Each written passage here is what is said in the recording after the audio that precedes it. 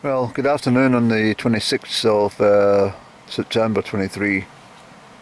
So the rain that was forecast to come through at 11 was a couple of hours late, so it lasted about an hour or more longer. Probably the wettest part of the day was me leaving my house and getting up the stairwell to the car. So that breeze is pushing everything eastwards, and I'm heading west. It's pretty breezy at the moment, hence why I'm sitting in here. But I'm going up that way, and I'll go to the top of the glen. I think it's called Strath or something. And I'm going to have a little sort of ponder about there, but I haven't got a lot of daylight, so I can't go for too far. Unfortunately, it's 4 o'clock. I've just arrived here 5 minutes ago. 10 minutes ago, and that's just the way it is. But I thought I'll come out and have a dander up there and see what's what. Anyone passing any of the local shepherds or farmers or whatever they are, if they spot me going out to the car upwards at this time of day, they'll think I'm crazy. They'll think I'm going up high. But it's better coming out and staying relatively dry. I expect a few showers coming rattling through, but not that persistent rain which just spoils the day. So I'll head up and get moving and see what we find at the top of the glen. If I can't chat, because I know how horrid it is to sit viewing with the microphone being distorted with the breeze, it's not any fun viewing. So if it's still a bit windy up top, which I expect it will be, I'll probably do some dialogue onto the any shots. But if it's not, if I'm not getting very far, then well, let's just see how it unfolds. It's just okay. I've been up this way before, but it's a long time. When you're walking from Callander or from Benbarloch, as I have, you don't really hang about to look at anything. You just want to get the journey. Well, for me it was down to Cormorant and then all the way to Crieff and onwards to my village. So these are massive walks that I used to do often. Yeah, it's quite common. It would be 30 and 35 miles and stuff like that I would cover in a day. So I need to build up to those distances again. Last year, 2022, was a bit of a mishmash, Andy, get it right, mishmash. I lost a lot of my fitness levels as from the spring till onwards, because I wasn't really out doing what I normally like doing. But not was all wasted, because I got a lot of travelling done as well, so I found that was well, it was a bit of a bonus in regards to the autumn-winter period. I took in friends in Italy and Malta, and what else was it? Oh yes, I got into North Africa by January. Yeah, it was all good fun. So the rivers were quite high.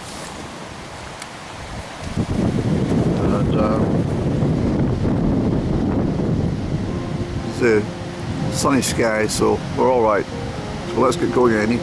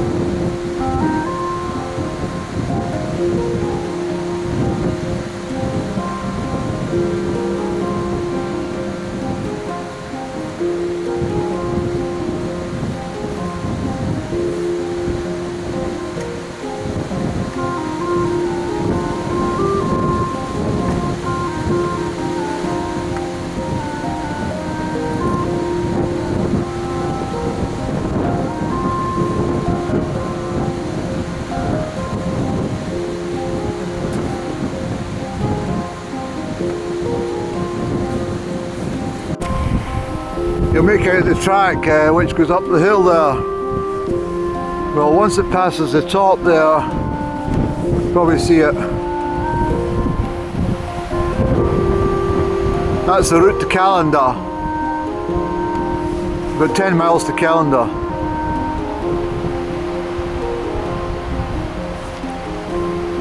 Maybe just a bit less when I think about it.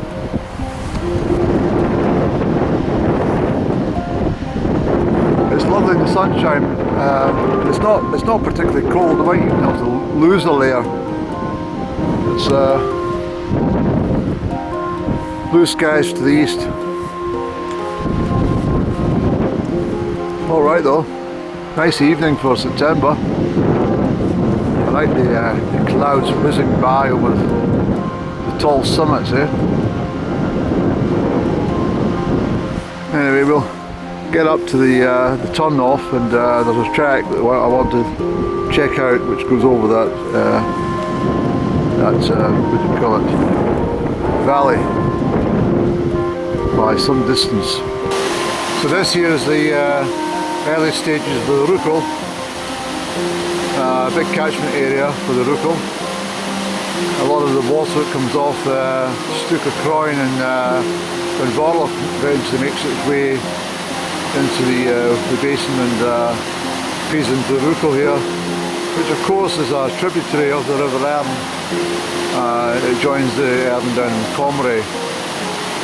It's one of the main culprits for causing a lot of flooding in Comrie previously, and as a result they built in some flood barriers at a huge cost to the local council taxpayer. Although I do think they got a central government grant for some of the work, you see. But I think the insurance companies were getting a bit fed up paying out for flooded homes, and some of the proprietors of these flooded homes were finding it very difficult to be reinsured with most the major insurance companies as a result of continuous flooding back in the 1990s particularly. 1945 is the stone there, so it's not as old a bridge as what I first thought, but possibly this one was washed away, the original, and hence they put this one in just at the end of the Second World War.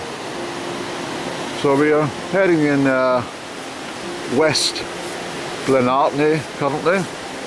I noticed I spelt Glenartney incorrectly on my load this morning. Glenartney has no brakes, it is all one word, Glenartney. And you can see here that there were some vintage notices telling the military not to come up here with their trucks.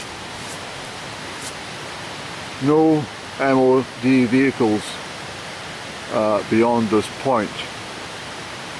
So that was the Marines and whatnot told, don't come up here. The road's particularly good at this end of Glenartney. The rest of it not too great, but certainly up here less traffic of course, and it looks like it's been recently tarred. Although the modern tarmac doesn't last very long, I have to say. The road people in the 1950s and the 60s, but particularly the 50s, they knew what they were up to. They could mix a good batch, and it lasted for absolute years. So it's quite mild after that rain's shunted through, but so more than a mile since left the car park, or at least a mile I should say, and we're not in any rush. As I say, it's just a recce at this time of day. It's quite pleasant to be outdoors as well, you see. So anyone who's walked in from Callander will know this gate very well. It's a very welcome sight after a weary legs across the very bleak moorland, very boggy moorlands. and very difficult in all seasons. Once they get to this gate, they know it's tarmac all the way to Comrie. So yes, I've done it twice, and it's a decent walk.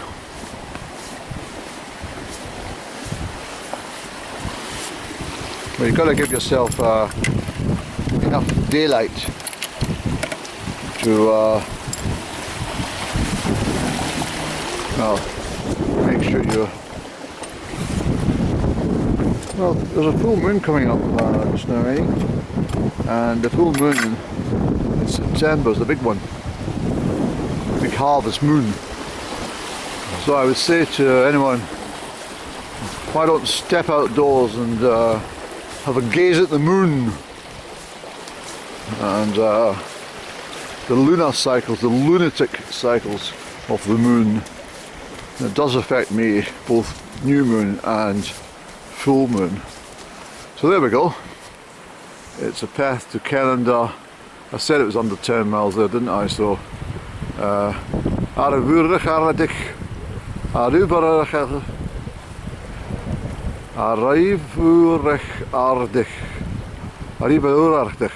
8 miles or 13 kilometers. Wonder if that's 8 miles to this. It's a sort of shooting lodge type place. Yeah, it must be 8 miles to Callander, Eddie. But anyway, we're heading up this way. A place called Strath, Ghlinnie. People that live up at this neck of the wood are a hardy bunch. I think they have to be, as the mist comes down regularly in all seasons, and of course the snow level will settle here for much longer than anywhere else down the valley. And I see a couple of horses at the top there. I hope they're pleasant horses. We can have a bit of a chat. But yes, so that's a big one up there at the back. It looks extremely difficult territory. I mean, it's all bracken and mushy stuff. That would be really difficult to get up there. In fact, these hills are not regularly climbed at all, because they're so desolate and isolated from most people. There's a good, you've got a lot of river crossings up here as well to make if you're trying to get up onto the high moors. Have some confidence, Andy, there's no heavy rain, but we need to keep a check on the clock that we don't don't overstep the mark. I don't want to be up here in the dark. So you'll see at the back there, that's not Benclack. Benclack is further back, but that's the region I've been up recently, on the high tops up there, and very unforgiving ground, I can assure you. That's anyway, I should have stayed back in my home village this evening. It's absolutely beautiful, and we're a bit shaded up here with the mountains and the cloud, but nevertheless it's beautiful to look back that way. I can see right through there. Can I zoom through any? I can see right through to Mulhonsey Hill. So I've got 3 horses to contend with. The one on the left looks the most frisky out of the 3. The other 2 look not too bad, but we'll find out. Horses are like dogs, they don't know you. They can be funny kind of creatures. They can pick up your vibe. Well, they're even more sensitive to your heartbeat. Oh, there's a couple of white ones up here as well. There's 5 horses here, Annie. The horses can pick up your heartbeat, and any troubling things in your nervous system, and they can react to that, you see. That's why they get all jumpy and nervous around some people.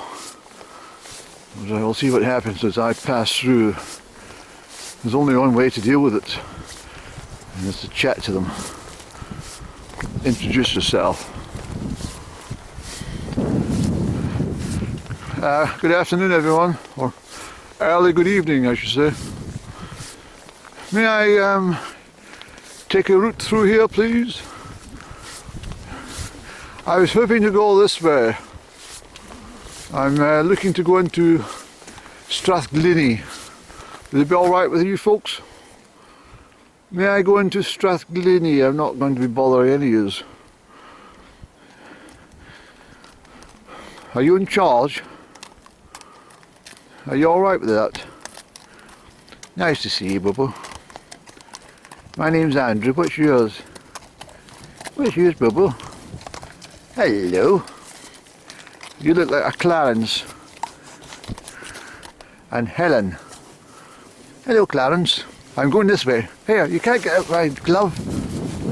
You've away with my glove. You're not allowed to eat my glove, silly fool.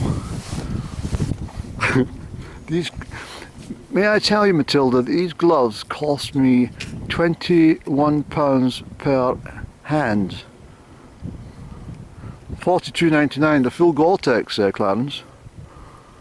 I'm not getting on to you, but you a rather cheeky thing to do to Andy. Steal his glove. Okay, I'm heading through everyone. Hi, Bobo. What's happening? You're a lovely horse, aren't you? You're not getting my glove. I'll see you shortly. I'll have to come back this way. Bye bye. See you shortly.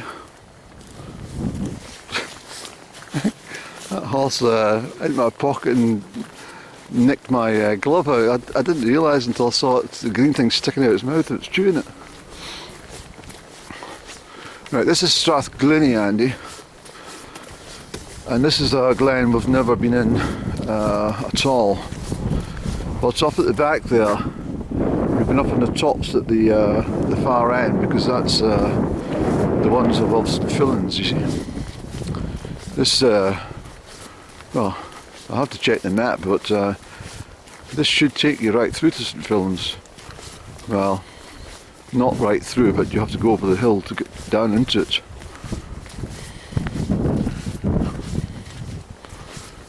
So this is a wonderful part of the country. These horses are working horses by the looks of things.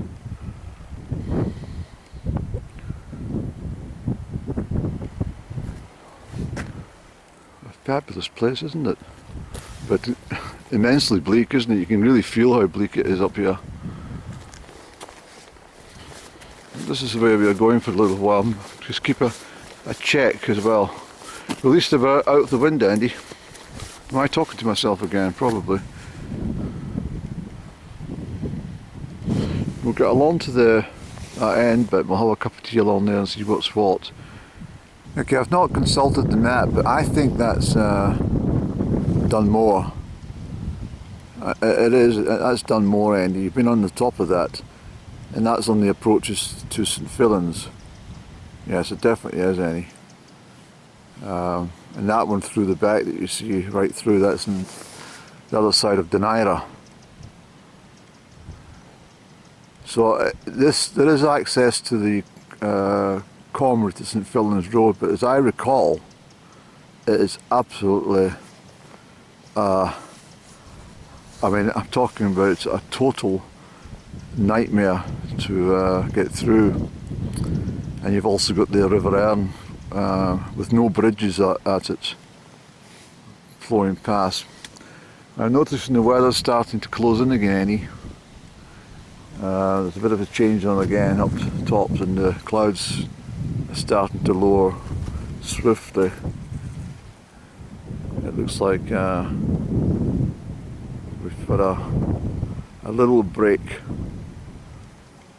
So I have to be very conscious, Annie, that you don't get yourself caught out up here. Let's just go up to the corner.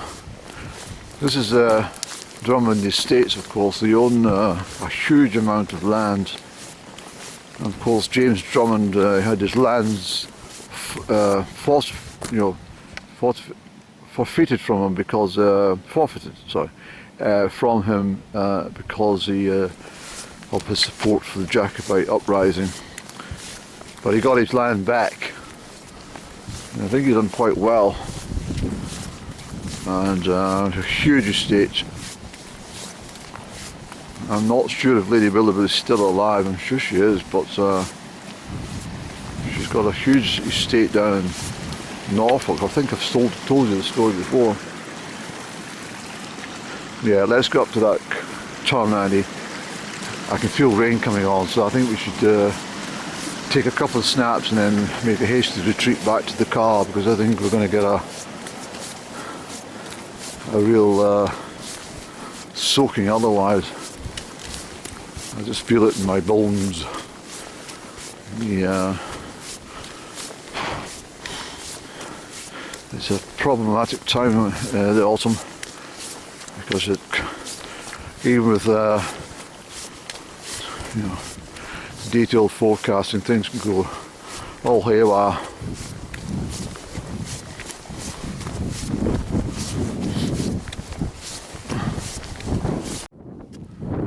That track is continually teasing me further and further round to have another look. But as I say, the weather's closing in a little.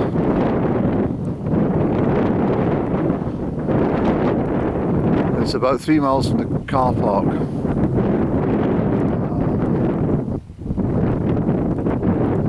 Walked so far, because that's an hour's walking, and that's about 3 miles for me. Yeah, there's the rain coming through, ain't it?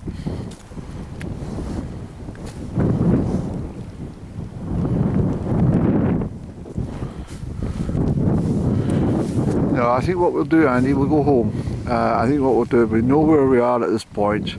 We've got to that tease point along there, and then we'll have a good study of the map and see how we can get through. I'm sure it's possible. But as I say, I recall it being very, very difficult terrain. I'm not sure how far this track will go, so I need to do some map work. And even phone the estate, I must take a quick note of the number, because this is obviously the shooting season for the deer from August till February, so I don't want to be wandering around here with them blasting shotguns in my direction. Well, I don't want to be upsetting the landowners, and that's not my thing. So anyway, I was right about the forecast becoming poorly. So let's get going, Annie. Go back to see the horses, and hopefully Matilda won't try and take a nibble at my glove this time.